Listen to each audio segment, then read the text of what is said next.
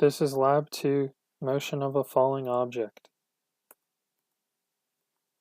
The objectives of this lab were to observe the motion of an object dropped from rest that falls somewhat slowly. Then, using tracker, observe the position versus time of the falling object. Finally, create computational models of the object falling due to gravity, both with and without drag. For my lab, I used a football as the falling object, and I dropped it from about shoulder height, which was about 1.5 meters.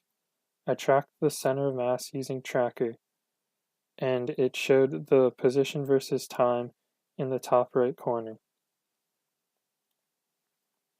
Some important equations come from Newton's second law, such as V final equals V initial plus net force divided by mass times delta T, or R final equals R initial plus V average times delta T. For the second computational model, it is necessary to account for drag. The force of drag B is proportional to the square of an object's velocity.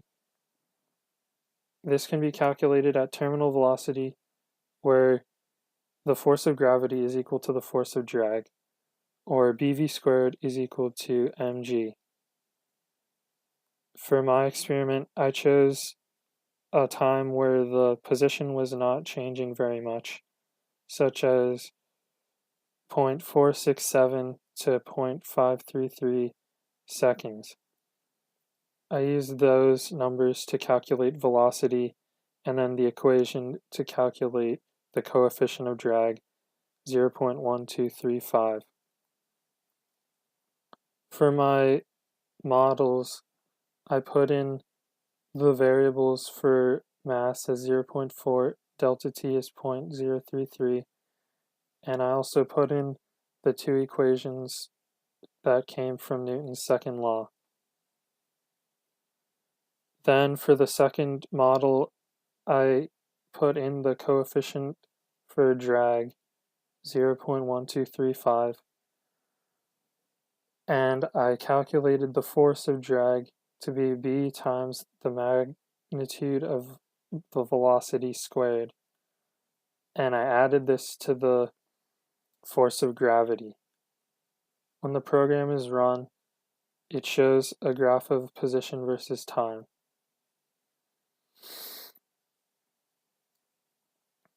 Terminal velocity is where the force of gravity equals the force of drag. This means that the object has stopped accelerating and it begins to fall at a constant speed. I graphed the observed position, the predicted position without drag, and the predicted position with drag versus time all in the same graph. The observed position was the only one that fell the farthest, and then the predicted position fell shorter and the predicted position with drag fell even shorter, likely due to some errors in measurement. The predicted position with drag appeared to reach terminal velocity as the change in position grew more and more constant.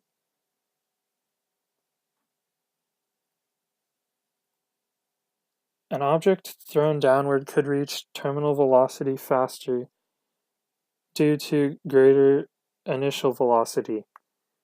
However, if the initial velocity was too great, then the object would have to slow down to reach terminal velocity.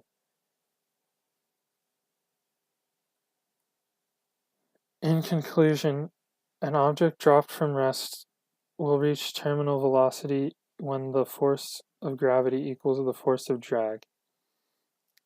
The computational model with drag reached terminal velocity towards the end of the run, as well as the observed position versus time graph.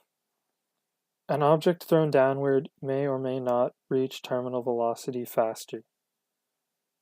Also, the predicted position versus time graph had a lower overall position than the observed graph due to errors in measurement or tracking.